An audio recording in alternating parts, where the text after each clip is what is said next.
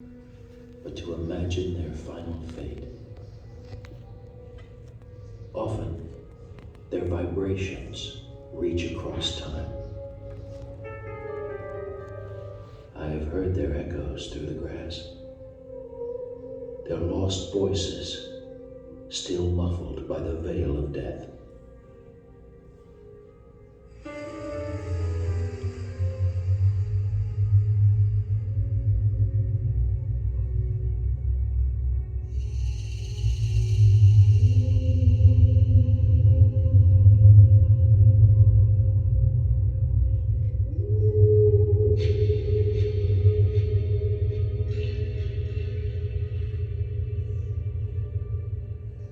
At first,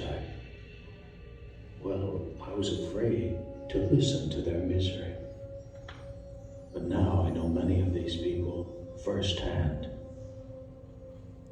They are the dead of the great Johnstown flood, victims and survivors of Black Friday, May 31st, 1889.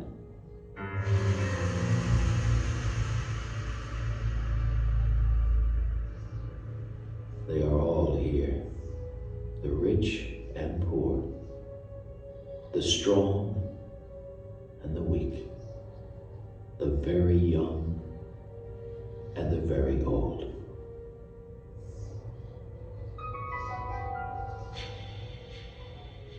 They all died equally in the eyes of the Lord as they faced a frightening wall of water.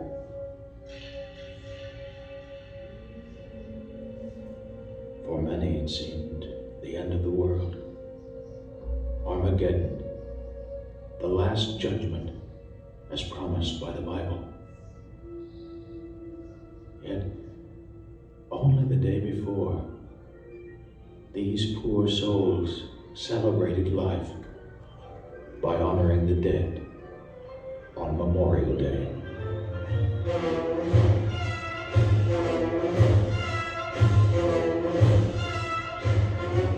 The morning was delightful, the city in its gayest mood.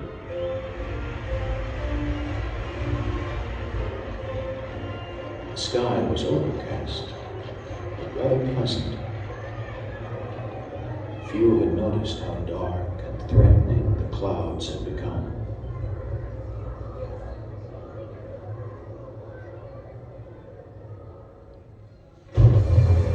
When it started to rain, people rushed hurriedly home, not realizing it was their last night on earth.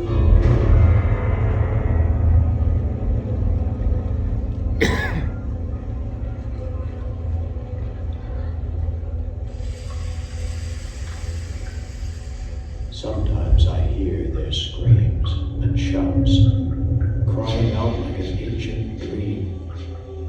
Their plaintive voices return, whispering back through time, remembering, retelling, reliving the horror that killed over 2,000 people in one frantic hour.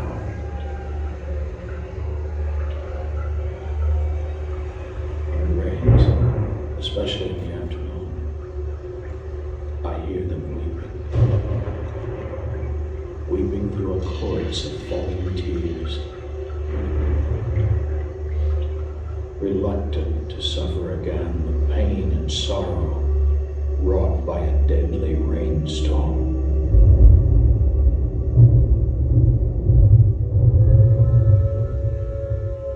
The doomed city had been built years before the flood, along a narrow strip of bottomland at the joining of two rivers, the Little Conemaugh and Stony Creek. Steep hogback ridges surround the city, putting Johnstown at the bottom of a great deep pit.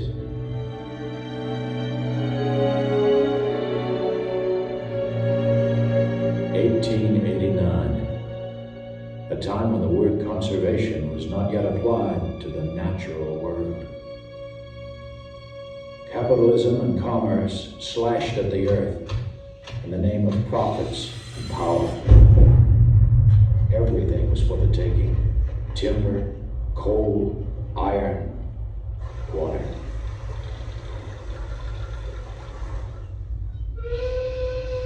Conemaugh Valley was filled and narrowed by the eagerness of man.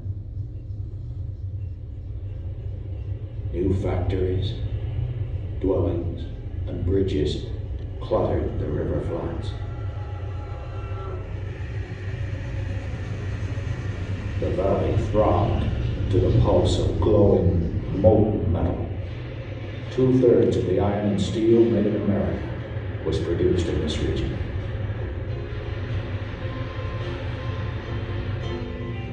In those days, Johnstown was basically a one-company town.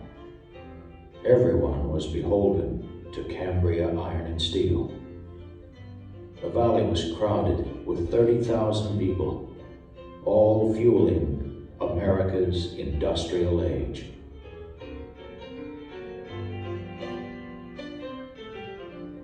Harnessing and exploiting the Conemaugh Valley took money and muscle.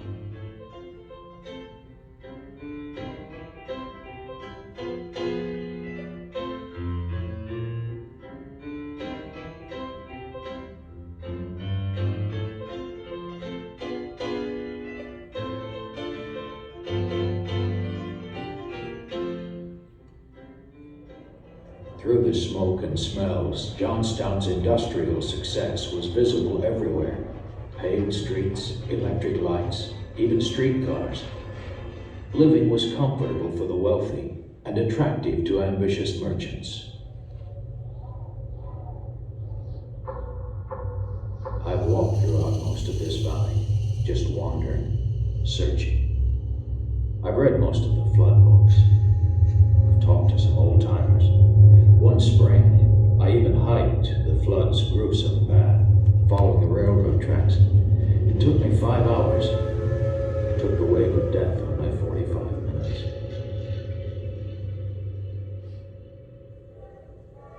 In those days, the boroughs and hamlets stacked above Johnstown were linked by the Pennsylvania Railroad.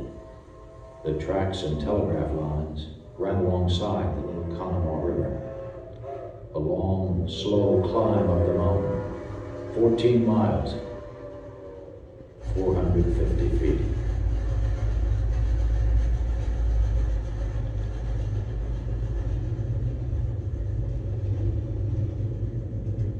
From below Johnstown, the trains passed the furnaces and rolling mills of Cambria City and Millville. At the point where the two rivers meet, the tracks crossed the 7-arch railroad bridge.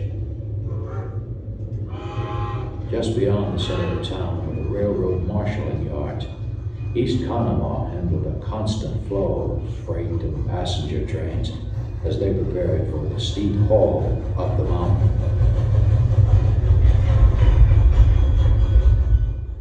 Nearby, in Woodvale, the Gautier Ironworks turned out barbed wire by the miles, and the woolen mills produced 60,000 yards of material a month. After Woodvale and the Broad River flats, the terrain narrows and steepens on past Mineral Point. 8 miles above Johnstown, the riverbed and the railroad separate. The tracks pass through a cut in the mountain and cross an impressive stone viaduct. It was an imposing piece of masonry, 71 feet high, crossing over the river with a single substantial arch.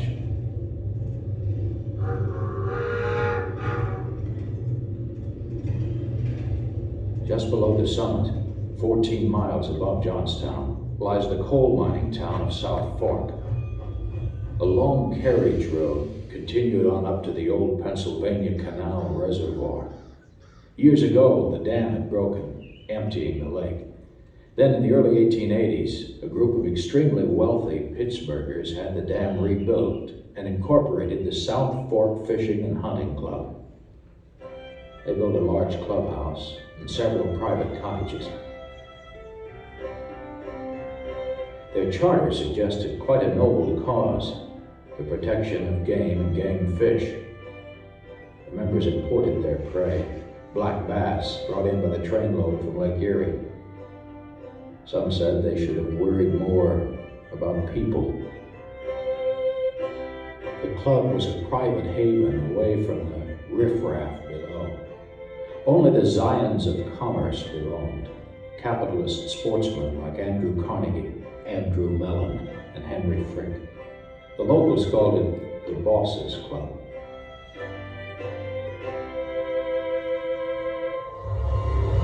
Lake Conemaugh was 2.5 miles long and a mile wide. It was held in place by a formidable earthen dam, 500 million cubic feet of water. 20 million tons were perched precariously above Johnstown.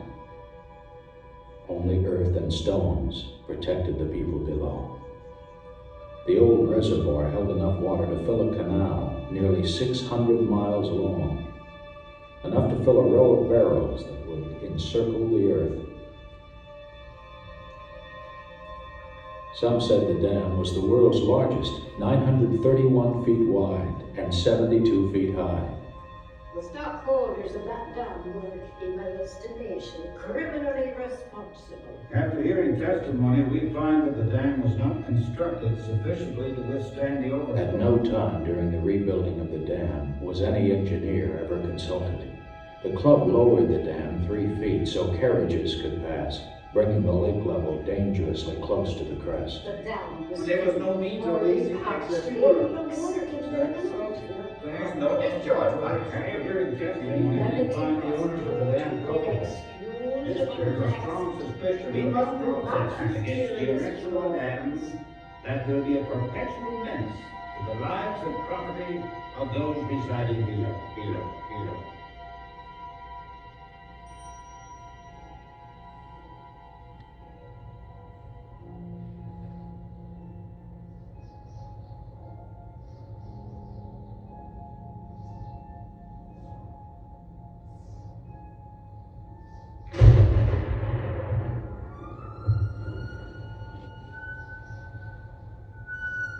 When the rains returned to the cemetery, I sense a strange movement all around me.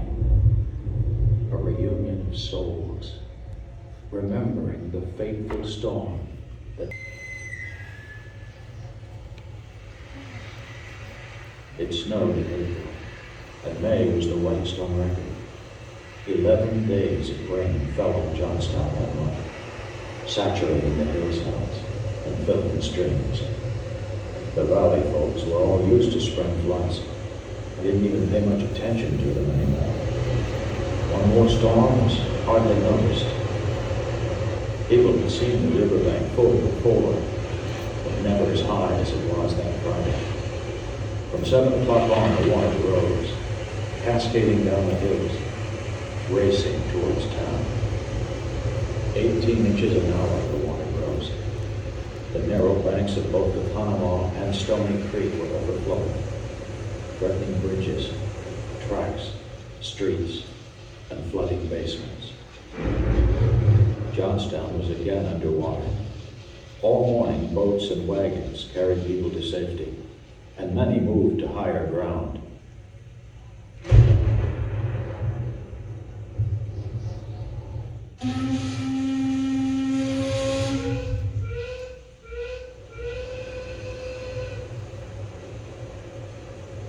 That Friday, many citizens had not gone to their employment at all. Flooding had closed schools up and down the valley. The woolen mill, factories, and mines soon shut down. The raging river washed many of the railroad tracks away. The Pittsburgh Day Express was stopped at East Conemaugh and told to wait. 14 feet of water in the Conemaugh, a rise of 12 feet in 1044 Johnstown. The river gauge shows 20 feet in the 1214 1214 jump into the Johnstown. grave has fallen Water since higher winter. than ever known. Can't give exact measurement. The river gauge was swept away.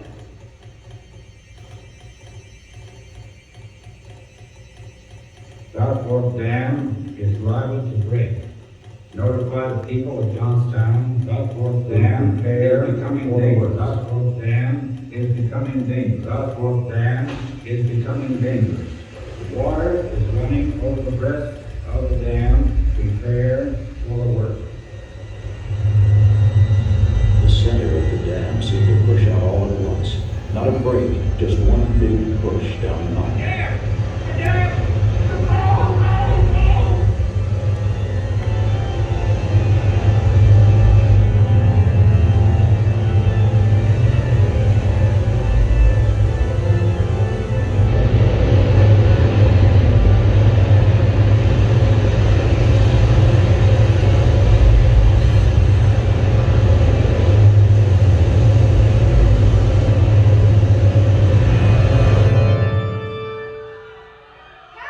And now I must have read most of the survivors' diaries and descriptions. Their words tear at your heart, like being trapped in a terrible battle. Water was their sudden enemy. The people of South Fork were the first to flee the deadly wall of water. Some said the tidal wave was 40 feet high in places and moving 40 miles an hour, like standing directly under Niagara Falls. I can imagine the power. It's too much to imagine.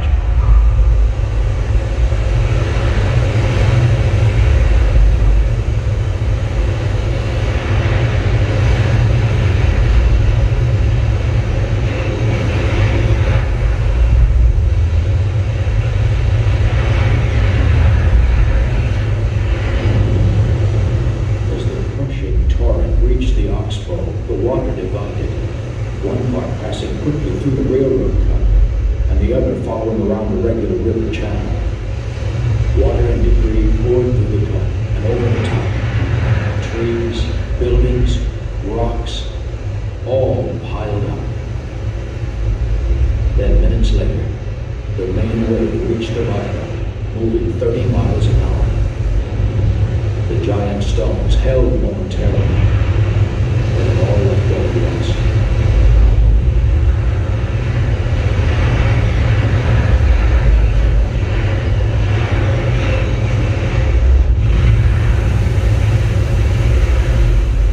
The hideous wall blasted into Mineral Point.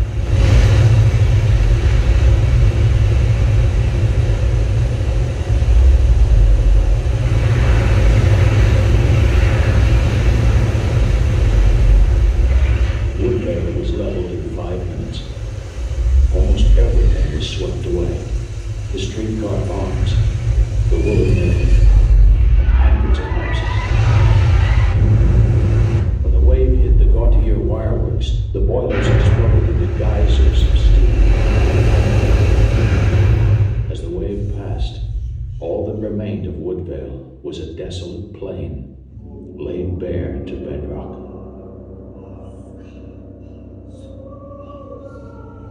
But I'm alone in the cemetery. Each lost voice screams back in pain. As I move along the ghostly roads, I try to imagine the anguish, the noise, the panic, the chaos, those last desperate moments. Each stone tells of a different path to eternity.